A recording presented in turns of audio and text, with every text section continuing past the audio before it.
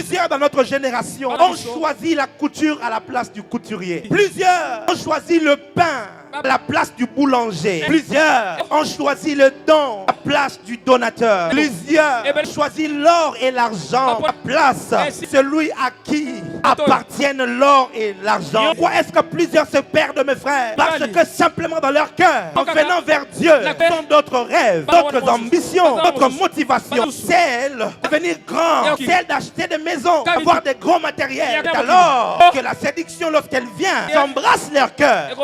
C'est comme Apocalypse chapitre 3, verset 20.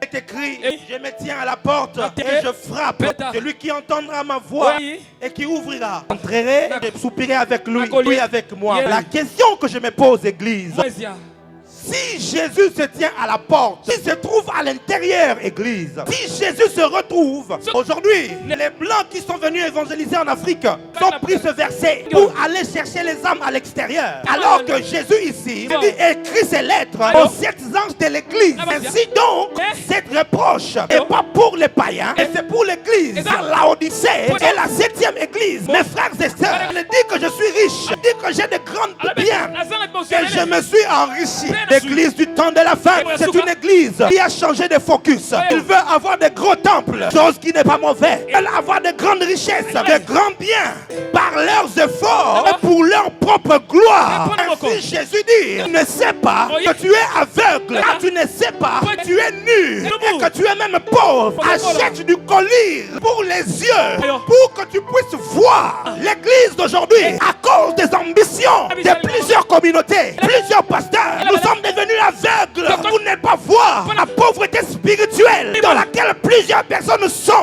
Nous avons des richesses aujourd'hui et nous sommes devenus pauvres spirituellement, sans amour, sans crainte de Dieu, sans la sanctification, sans l'amour de la vérité, mais avec beaucoup de richesses. Voilà l'aveuglement. Jésus dit, je me retrouve non pas à l'intérieur, mais je me retrouve à l'extérieur. Comment est-ce que le maître de la maison peut se retrouver à l'extérieur de la maison? La réponse est deux choses.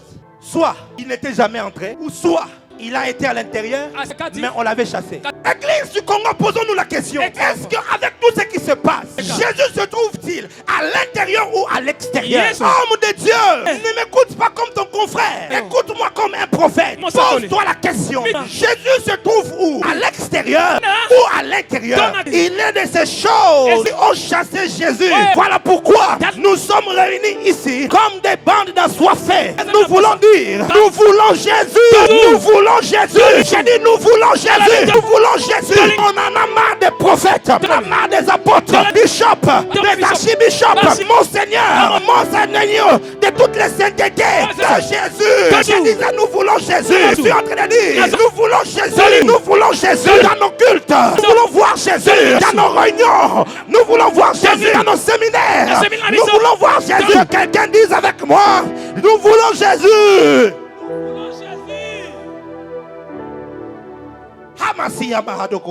Amen. Oh, we want Jesus. Nous voulons Jésus. Mais comme dans Ézéchiel chapitre 8, il y a de ces choses qui chassent la gloire de Dieu.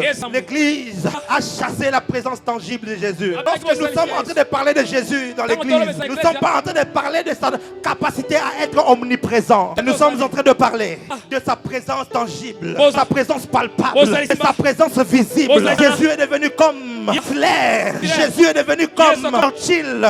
Jésus est devenu comme Patrice Emery Lumumba ou encore Kassavubu, devenu une légende d'histoire, et même comme une mythologie ancienne. Comme on a parlé de Zeus, on a parlé de qui d'autre? Astarté, de Baal. Aujourd'hui aussi, lorsqu'on prêche Jésus, on a comme l'impression les Jésus que l'on prêche est comparable au Dieu de la mythologie. Or dans Hébreu, la Bible me dit, il est le même hier, aujourd'hui et éternellement. Jésus est le même. Hier, il est le même aujourd'hui. Où est-il? J'ai dit où est Jésus? Nous voulons voir Jésus. Le temps est arrivé. Si nous voulons voir Jésus vivant au milieu de nous, que nous revenions à Dieu, que nous laissions la liberté à l'esprit. Dis avec moi, avance prophète. Avance prophète. Est-ce que quelqu'un est béni ce soir? Si c'est vrai, acclame le Saint-Esprit. Selon les concepts gréco-romains, la nuit à 4 veilles. De 18h à 21h, c'est la première veille. De 21h À minuit, c'est la deuxième veille. De minuit à 3 heures, c'est la troisième veille. De 3 heures à 6 heures, c'est la quatrième veille. Et Jésus envoie les disciples. Il leur dit, allez et traverser à l'autre côté, de l'autre côté de la mer. Et lui, il renvoie la foule, il monte sur la montagne. Et pendant que l'église part, les apôtres, ils partent à la mer. Le vent impétueux commençait à battre et il commençait à s'enfoncer. Comprenez mes frères et sœurs que nous sommes ici dans Matthieu chapitre 14. Ça veut dire que dans Matthieu chapitre 10, Jésus les avait déjà appelés. Jésus les avait donné le pouvoir de guérir le malade, de chasser les démons, de faire des miracles. Mais là, le vent était là, on était battus par le vent. Pourquoi est-ce qu'ils étaient battus par le vent? C'était simple, Jésus n'était pas avec eux. Frère, ma soeur, j'aimerais dire quelque chose de fort ici. C'est possible que tu fasses le ministère sans la présence de Jésus. Il est possible que tu travailles dans l'onction sans la présence de Dieu. Du reste, la présence de l'onction n'est pas le synonyme de l'approbation divine. C'est pas parce que l'onction se manifeste que Dieu est avec une personne. Parce que même Moïse, en désobéissant à Dieu, lorsque Dieu lui avait dit parle au rocher, par désobéissance, il a frappé les rochers, l'eau est sortie. Et c'est pas parce que le miracle a eu lieu que Dieu était en accord avec lui. Il est de ces choses dans la vie que seule la présence de Dieu peut résoudre. Les apôtres avaient les dons avec eux. Ils avaient le ministère. Ils avaient l'autorité. Ils marchaient avec l'onction. Ils ont guéri les malades. Ils ont chassé les démons. Mais lorsque le vent est venu, le vent les a battus. Pourquoi? Jésus n'était pas là. C'est que j'aime. La Bible dit à la quatrième veille. Que quelqu'un me dise à la quatrième veille. À la quatrième veille.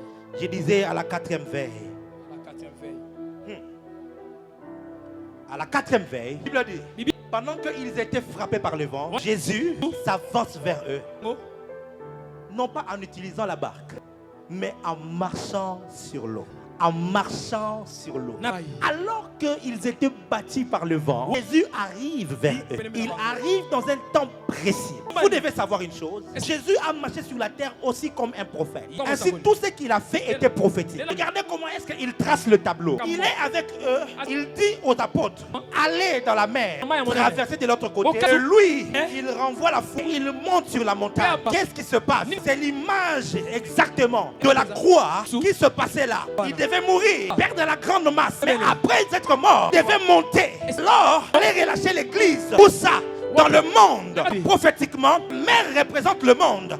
Et Jésus a établi une scène prophétique. L'église est allée dans le monde, dans son ordre. Et lui, il est monté pour prier. La Bible nous dit, il est notre intercesseur à la droite du Père. Il est monté de l'autre côté. Maintenant, la première veille est passée. La seconde veille est passée. La troisième veille est passée. Quoi la première veille? Dis avec moi, avance prophète. Si tu le dis bien, je vais ouvrir certains mystères. Avance prophète. Si tu le dis bien, je vais encore parler. Avance prophète. La première veille, le signe prophétique de la première église après la Pentecôte. Parce que lorsqu'il est 18h, il y a encore un peu de soleil, mais qui se couche. À la première veille, il y a un peu de lumière qui tombe vers le ténèbre. Lorsque Jésus est monté, la lumière était encore là. L'impact de l'église était fort. Et ça n'a pris qu'un petit moment. À la seconde veille, c'est le temps de la persécution et le temps de la léthargie. Car là, la nuit est épaisse. La nuit est grande et tout le monde s'endort. L'église est entrée dans un grand sommeil jusqu'à la troisième veille. À la troisième veille, c'est le temps de la réforme. Lorsque Dieu a commencé à susciter des hommes comme Martin Luther, des hommes comme Zwingli, des hommes comme Charles Finet. Ce sont les prophètes de la troisième veille. Ils ont travaillé pour restaurer. Mais à la quatrième veille, que quelqu'un me dise à la quatrième veille. À la quatrième veille. À la quatrième veille. À la quatrième veille. Quand est-ce que la quatrième veille a commencé? Dieu va parler prophétiquement. La quatrième veille a commencé en 1908. Lorsqu'il y a eu le réveil d'Azusa Street, des hommes et des femmes se sont rassemblés, cherchant la réalité de la Bible. 1902 ou 1908, j'ai oublié. Bon, ils ont prié. Mais pendant 3 ans et demi, la pluie de Dieu est tombée sur eux. Et depuis ce jour-là, nous sommes dans une période. Seulement, c'était le commencement. Et l'époque dans laquelle nous sommes presque à la fin de la quatrième veille. Or, à la quatrième veille, c'est de 3 heures à 6 heures. Qu'est-ce qui s'est passé? À la quatrième veille, Jésus a vu l'église battue par le vent, battue par le vent, battue par le monde, battue par les attaques. L'Union européenne s'est levée. En Europe, Europe, on m'interdit de prêcher, interdit d'évangéliser. Aux États-Unis, un peu partout, on a légalisé le mariage homosexuel. On est en train de voter des lois qui sont contre